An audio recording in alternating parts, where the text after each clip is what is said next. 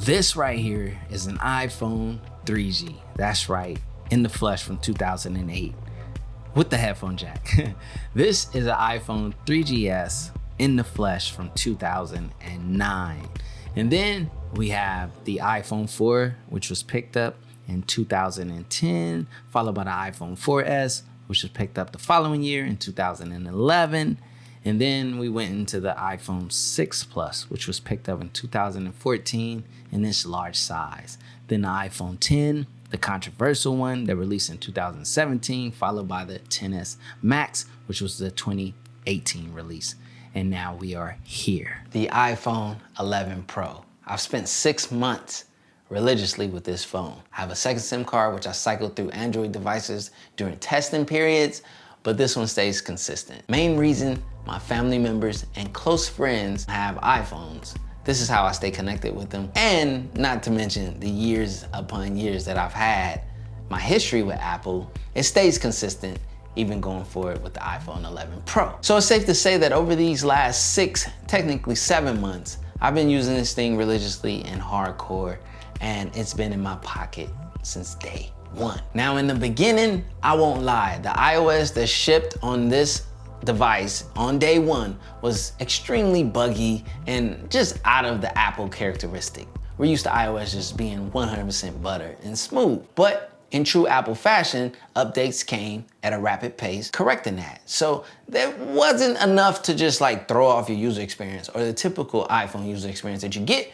with an iPhone. So we carried on. Now in this year's iPhone, there were a couple of things that Apple brought to the table that they never focused on like this before.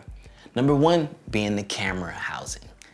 They put a lot of effort, a lot of R&D, a lot of thought into the way that they would roll out this camera. And they did a damn good job. And it is definitely one of, if not the best camera on a smartphone housing in 2020. The second thing that Apple focused on and delivered on was the battery. The battery life, the battery power, the battery performance, the battery optimization, the battery as a whole has been genuinely just wonderful, beautiful. It's been great. It's been like no other iPhone experience before.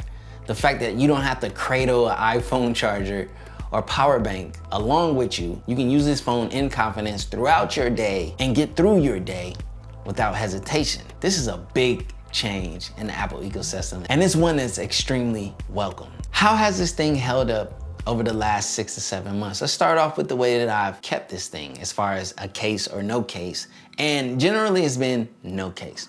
I started off in the beginning with the Rhino Shield bumper, which just goes around the edge, covers the stainless steel, but leaves the rear and the front exposed. But even with those two sides being exposed, my frosted glass back still looks amazing.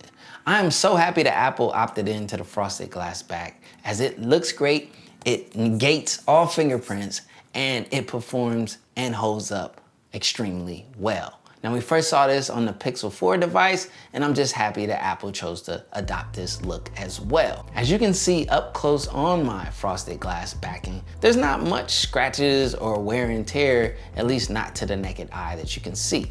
Now obviously, over this time of use, there's gonna be small micro nicks and scratches potentially around this device, but 7 months later, can you tell? This thing looks brand spanking new. So the premium build quality that Apple has put into the iPhone 11 Pro has reigned true. It has held up with little to no sign of any wear and tear over these last 7 months.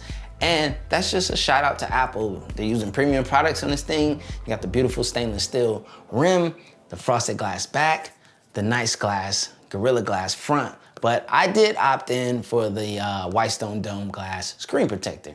I mean, come on, man. Can't take too many chances out here. I'm already going caseless. But all in all, as far as durability goes, this thing has been extremely impressive. I love it. Now, when it comes to an Apple display, specifically the display on the iPhone 11 Pro, this is a beautiful OLED display. We all know that Samsung manufactures the display for Apple, but Apple gives them the direction and schematics as to how they want their display builds, how they need their colors to be reproduced, and so forth. Basically, Apple puts in all of the work and Samsung just manufactures them for them. So that puts a little clarification to that relationship, but that doesn't take away from the fact that Samsung on their smartphones they have the best looking displays. They're the most vibrant, the brightest, and also the most saturated.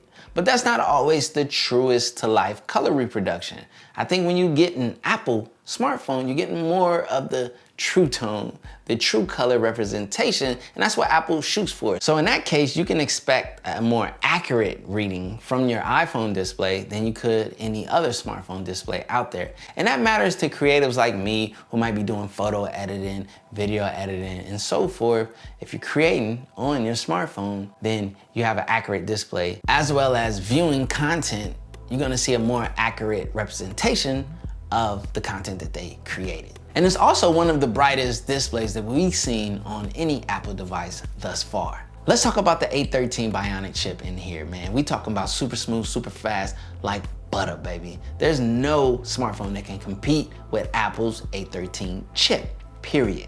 It's the fastest, it's the most efficient, it's the most optimized, it's the best thing smoking. Even so, to the point that Apple's considering using their chips in iMacs, MacBook Pros, and iMac Pros. And if the chip isn't proven enough, we've seen what it can do with the iPad Pro. The benchmarks are always off the chart. This is a top-notch, stellar experience. So when it comes to this A13 Bionic chip inside of the iPhone 11 Pro, no matter what you throw at it, it can handle it with ease. This thing is super smooth. This thing is like butter. As I said before, it's a great user experience. No matter what you're doing, you will enjoy it on the iPhone 11 Pro or iPhone 11 for that matter, since the A13 is on that. And shall we say the iPhone SE? Now let's talk about the battery life on the iPhone 11 Pro a little bit more. I mentioned it slightly in the beginning, but let's get into depth. This thing is really, really, really good. In the past with iPhones, the battery was subpar. Even so much that on my iPhone XS Max, which was my phone before this one, I bought the Apple Smart battery case just to prolong that battery life throughout my day so that I could have the feeling that I have now. Basically, the iPhone 11 Pro is the iPhone XS Max with an Apple Smart battery case. That's how stellar the battery life and battery power is on this thing. So it's a huge shout out to Apple this year for giving us like the battery that we've always wanted in an iPhone. And with the iPhone 11 Pro Max, it's even better. I opted in for a smaller phone this year just to give it a try because, you know, the big phone gets tiresome. Basically, I had big phone fatigue. But being back on the iPhone 11 Pro, which is smaller but still has a large display, I didn't notice much of a difference except for my pocket felt a lot more comfortable. Now let's talk about cameras. I wanna get in depth talking about this here camera array. Man, what Apple gave us with this camera, it was a godsend. This thing is extremely amazing. It's no secret that iPhones have the best video in the smartphones, but they weren't known so much for the best photo. They never took bad photos, but they weren't known as the best. Now, I'll admit, the Pixels still, in my opinion, have the best stills out of any smartphone. But we have to take a look at what Apple did when they put a lot of focus into this camera. Now, as you can see, the sizing of this, the size matters. The reason why the size matters when it comes to these cameras is because the bigger the camera sensor, the better the performance. So Apple took the focus of saying, we're gonna go all out on sensor size to get better camera performance. It was already great. Now it's even greater. When it comes to taking photos on this, they're stellar. They're extremely good.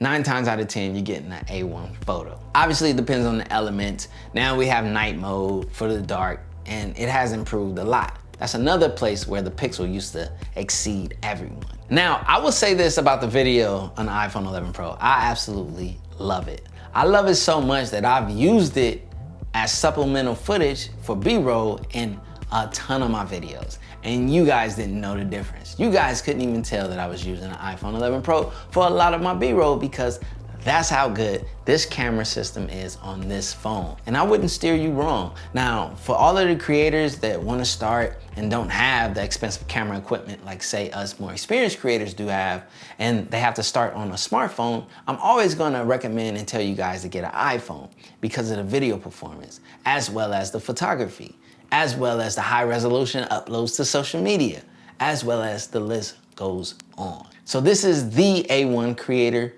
starter kit that I'm gonna recommend to all creators out there trying to get started here on the YouTube platform. All right, before you guys start yelling, oh, he's just an Apple sheep. I mean, obviously I've had a lot of Apple products, but that doesn't mean that I'm just biased to Apple. The Galaxy Note is my favorite phone every year, but still, I will always consistently keep an iPhone. So I wanna talk about some of the dislikes that I found on the iPhone 11 Pro, and I'll be honest, there's not a ton of them, but there are some. So let's get into those. The number one thing that annoys me on the iPhone is app refreshes due to the lack of RAM. We need more RAM on the Apple iPhones going forward, Apple. You have Android phones coming out with 8, 10, 12 gigabytes of RAM, and it proves useful. I see far less app refreshes when I'm using my Android packed with 12 gigabytes of RAM than I do on this here iPhone. It absolutely drives me nuts when I leave Instagram and I'm at a place in my timeline, because you know timeline not the same anymore. Bring back the old Instagram chronological timeline, please. But it drives me nuts if I slide out of Instagram to go do something, or I'm multitasking in another app, and then I come back to my Instagram timeline and it just refreshes on me. Absolutely annoying. I think if we've gotten more RAM on the iPhone, then we can better manage those app refreshes. Please, Apple. Y'all heard me mention it. True multitasking is not a thing on the iPhone 11 Pro. Nowadays, you can use it on any Android device. You pretty much can do split screen. You can do picture-in-picture YouTube. These are things that matter and are extremely useful. Being able to watch a YouTube video while I'm scrolling through Twitter, which I hope you're not doing that now on my video. We need true multitasking on iPhone devices. Now, one of my theories, or what I wonder with Apple as to why they may not have implemented it, is their iOS runs across the board on a lot of devices, even a ton of older devices. Hint, hint, Android, something that you guys don't do. So you got 4, 5, maybe even 6-year-old iPhones running on the latest iOS. So if they implement a multitask feature to their newest iOS, I'm assuming it would probably be hard to try and isolate it to the actual device that could pull it off. So I wonder if that's the part, or it's just Apple being typical stubborn Apple. Please, Apple, give us true multitasking on the iPhone 12. Here's another thing. The notch, it never gets old. It is always there, and we can use a smaller notch. Now it's rumored that they're gonna decrease the size of the notch on the iPhone 12, which I'm grateful for, but after using Android devices with just a hole punch cutout, more screen real estate being available, like, I appreciate that. Now there is one thing and one big caveat to that. I absolutely love Face ID. Being able to just look at my phone to have my notifications unlocked, as well as looking at my phone to unlock it in seconds, is a big plus to me that I'm not sure I'm willing to give up in exchange for more screen real estate. It's a tough decision. I would love more screen. I would love a smaller notch. I would love no notch, but I still love Face ID. My other nitpick to the iPhone 11 Pro, after using smartphones that have released after it, unfortunately, is the lack of a 120 Hz refresh rate display. Now, is it a deal breaker? Absolutely not. You can still use a 60 Hz display and be just fine. I use mine every day. But once you use a 120 Hz display, it's hard to go back to anything less or inferior to it because it is so great. Now, it's rumored that on the iPhone 12, we shall be seeing a 120 Hz display. I'm pretty sure it's gonna be the 12 Pro. But that right there alone is an exciting thing for me, but it's just something that I wish I had on my iPhone 11 Pro. And I feel like they could have did it if they wanted to, but true Apple fashion, let everyone else do it first, we'll follow, because they have to perfect it, which I can't be mad at that, but I still, I want it now. So my number one thing when it comes to reviewing these devices, and it should be for any other tech reviewer out there, is user experience. The user experience is what matters most. When you get this phone as a user, what will your experience be? Now, I will say this, iPhones have a strong track record in user experience. That's because it's heavily controlled. Some people don't like that, some people do. Some people don't care. The fact that it always reigns smooth, like butter, with the A13, A12, and so forth, all of the Apple chip smoothness is always there, it's consistent. Apps are developed for iPhones first. Apps tend to run better on iPhones. It's just a fact. So all in all, the user experience on the iPhone 11 Pro tends to be consistent. I mean, it's 7 months later, and this thing is still running the way it did on day one, minus the iOS bugs and things. But outside of that, this thing is still smooth. This thing is still consistent. This thing is extremely well built, put together, and that leads to an extremely good user experience. If you're a creative like me, the photography is great, as well as the video. If you're just a normal user, everything runs extremely well. That Apple experience, that Apple ecosystem, which is another thing, if you choose to subject yourself to it, it's a choice, it's not by force. But if you do choose to adopt the Apple ecosystem, seeing the iPhone 11 Pro interact with my MacBook Pro, my iMac Pro, my iPad Pro, and my Apple TVs, and those are the things that add on to the use of an iPhone when you have the other parts and bits and pieces just to make it all, cohesive. So what is my final verdict when it comes to the iPhone 11 Pro?